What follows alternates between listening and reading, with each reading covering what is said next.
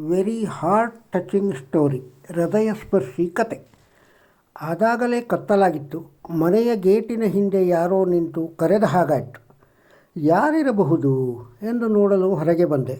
ಓರ್ವರು ವೃದ್ಧರು ಗೇಟಿನ ಹಿಂದೆ ನಿಂತಿದ್ದರು. ಅವರು ಧರಿಸಿದ್ದ ಬಟ್ಟೆಗಳು ಸುಕ್ಕಾಗಿದ್ದವು ಹಾಗೂ ಅವರು ಒಂದು ಸಣ್ಣ ಕೈಚೀಲ ಹಿಡಿದುಕೊಂಡಿದ್ದರು. ಅವರನ್ನು ಗಮನಿಸಿದರೆ ದೂರದಿಂದ ಪ್ರಯಾಣ ಮಾಡಿ ಇಲ್ಲಿಗೆ ಬಂದಿರುವ ಹಾಗನಿಸಿತು. ಅವರ ಕೈಯಲ್ಲಿ ಹಿಡಿದಿದ್ದ ಒಂದು ಚೂರು ಕಾಗದ ನೋಡುತ್ತಾ, ಇದು ಆನಂದ್ ಅವರ ಮನೇನಾ, ಯೋಗಾನಂದ ರಸ್ತೆನಾ ಅಂತ ಕೇಳಿದರು. ಹೌದು, ನಾನೇ ಆನಂದ. ಇದೇ ನೀವು ಹುಡುಕುತ್ತಿರುವ ವಿಳಾಸ. ತಾವು ಯಾರು ಎಂದು ಬಡಬಡಿಸಿದೆ. ಅವರ ಕೈಗಳು ನಡುಗುತ್ತಾ ಇದ್ದವು. ತುಟಿ ಒಣಗಿತ್ತು. ನಾಲಿಗೆಯಿಂದ ತುಟಿ ಸವರುತ್ತಾ ಅವರು ಒಂದು ಪತ್ರವನ್ನು ನನಗೆ ಕೊಡುತ್ತಾ ಹೀಗೆಂದರು. ನಾನು ನಿಮ್ಮ ತಂದೆಯ ಸ್ನೇಹಿತ. ನಿಮ್ಮ ಹಳ್ಳಿಯಿಂದ ಬರುತ್ತಿದ್ದೇನೆ.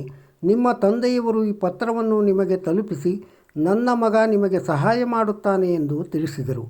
ನಾನು ಆಶ್ಚರ್ಯದಿಂದ ತಂದೆಯವರಾ ಎಂದು ಕೇಳಿದೆ.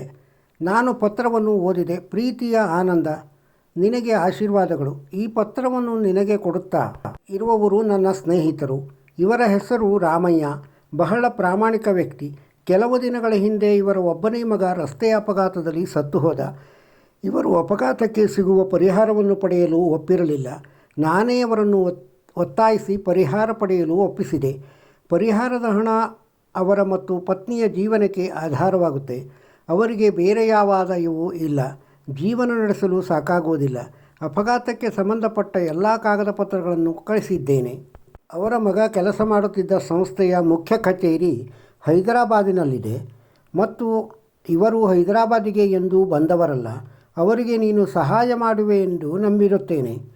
ನಿನ್ನ ಆರೋಗ್ಯವನ್ನು ನೋಡಿಕೊ. ಸಮಯ ಸಿಕ್ಕಾಗ ಬಂದು ನಮ್ಮನ್ನು ಭೇಟಿ ಮಾಡು. ಇಂತಿ ನಿನ್ನ ಪ್ರೀತಿಯ ತಂದೆ. ರಾಮಯ್ಯನವರು ನನ್ನನ್ನೇ ನೋಡುತ್ತಾ ಇದ್ದರು. ಒಂದು ಕ್ಷಣ ಯೋಚಿಸಿದ ಮೇಲೆ ಅವರನ್ನು ಒಳಗೆ ಕರೆದೆ.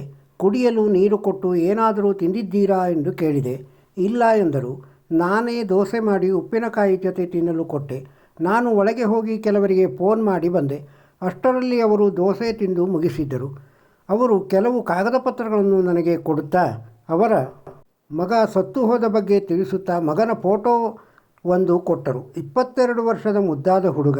ನನ್ನ ಕಣ್ಣುಗಳು ತೇವವಾದವು. ಅವರು ಮುಂದುವರಿಸುತ್ತಾ, ನನ್ನ ಒಬ್ಬನೇ ಸಂತಾನ ಮಹೇಶ ಅಂತ, ಚೆನ್ನಾಗಿ ಓದಿದ, ಒಳ್ಳೆಯ ಕೆಲಸ ಸಿಕ್ಕಿತು. ನಮ್ಮ ಜೀವನದ ಕೊನೆಯಲ್ಲಿ ನಮಗೆ ಆಸರೆಯಾಗುವ ಭರವಸೆ ಕೊಟ್ಟ. ಆದರೆ ರಸ್ತೆ ಅಪಘಾತದಲ್ಲಿ ಸತ್ತು ಹೋದ. ನಿಮ್ಮ ತಂದೆಯವರ ಒತ್ತಾಯದ ಮೇಲೆ ಪರಿಹಾರದ ಹಣ ಪಡೆಯಲು ಬಂದಿದ್ದೇನೆ. ನನಗೂ ವಯಸ್ಸಾಯಿತು.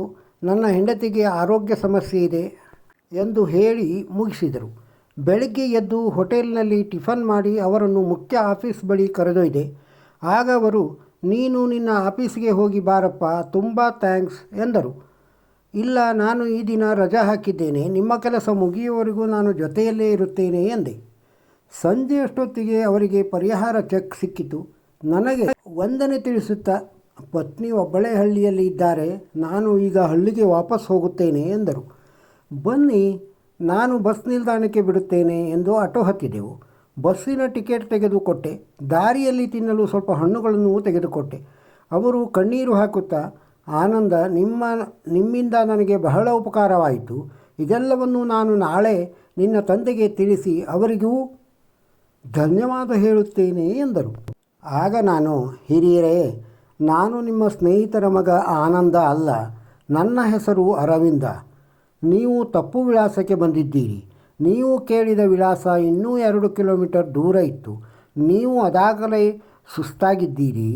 ಕತ್ತಲು ಆಗಿತ್ತು. ನಿಮ್ಮನ್ನು ಮತ್ತೆ 2 ಕಿಲೋಮೀಟರ್ ದೂರ ನಡೆಸಲು ನನಗೆ ಮನಸ್ಸಾಗಲಿಲ್ಲ. ನಾನೇ ಆನಂದ ಅಂತ ಹೇಳಿಬಿಟ್ಟೆ ಎಂದು ತಿಳಿಸಿದೆ. ನಂತರ ನಿಮ್ಮ ಮಗನ ಬಗ್ಗೆ ಹೇಳಿದಾಗ ನನ್ನ ಮನಸ್ಸಿಗೆ ಬಹಳ ಖೇದವಾಯಿತು. ನೀವು ಕಳೆದುಕೊಂಡ ಮಗನನ್ನು ನೀವು ಮತ್ತೆ ಪಡೆಯಲು ಸಾಧ್ಯವಿಲ್ಲ.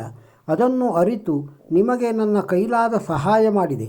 ಇದರಿಂದ ನನ್ನ ಮನಸ್ಸಿಗೂ ತೃಪ್ತಿಯಾಯಿತು. ಅಷ್ಟರಲ್ಲಿ ಬಸ್ ಹೊರಟಿತು. ಅವರು ನನ್ನ ಕೈ ಹಿಡಿದು, ವಂದನೆಗಳು ಮಗುವೆ, ದೇವರು ನಿನಗೆ ಒಳ್ಳೆಯದು ಮಾಡಲಿ ಎಂದರು. ನನ್ನ ತಂದೆಯವರು ತೀರಿ ಹೋಗಿ 15 ವರ್ಷಗಳು ಆಗಿತ್ತು. ರಾಮಯ್ಯ ಅವರನ್ನು ನೋಡಿದಾಗ ನನ್ನ ತಂದೆಯವರು ವಾಪಸ್ಸು ಬಂದಿದ್ದಾರೆ ಎನ್ನಿಸಿತು. ತಂದೆ, ನೀವು ಈ ರೀತಿಯಲ್ಲಿ ಬಂದು ನಾನು ಸಹಾಯ ಮಾಡುತ್ತೀನೋ ಇಲ್ಲವೋ ಎನ್ನುವುದನ್ನು ಪರೀಕ್ಷೆ ಮಾಡಿದ್ದೀರಾ? ಎಂದು ಆಕಾಶ ನೋಡಿ ಒಮ್ಮೆ ಕೇಳಿದೆ. ನಿಮ್ಮಂತಹ ಒಳ್ಳೆಯ ತಂದೆಗೆ ಮಗನಾಗಿ ಹುಟ್ಟಿದ ನಾನು ನನ್ನ ಕರ್ತವ್ಯವನ್ನು ಮಾಡಲು ಹೇಗೆ ಮರೆಯಲಿ? ತಂದೆ, ನಿಮಗೆ ಸಂತೋಷ ಆಯಿತೆ ಎಂದು ಕೇಳುತ್ತಾ ಇರುವಾಗ ನನಗೆ ತಿಳಿಯದ ಹಾಗೆ ಕಣ್ಣಲ್ಲಿ ಕಣ್ಣೀರು ಸುರಿಯಿತು. ಈ ಕತೆ ಇಲ್ಲಿಗೆ ಮುಗಿಯಿತು.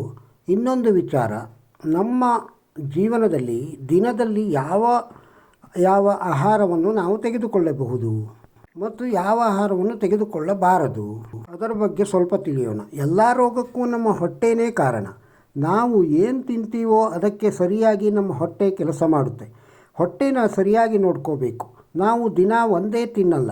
ಪ್ರಕೃತಿ ಕೊಟ್ಟಿರೋ ಅನೇಕ ತರಹದ ಪದಾರ್ಥಗಳಲ್ಲಿ ಯಾವ ಯಾವ ಪದಾರ್ಥನ ಇನ್ಯಾವ ಪದಾರ್ಥದ ಜೊತೆ ತಿನ್ನಬಾರದು ಅಂತ ತಿಳ್ಕೊಳ್ಳೋಣ ಬನ್ನಿ.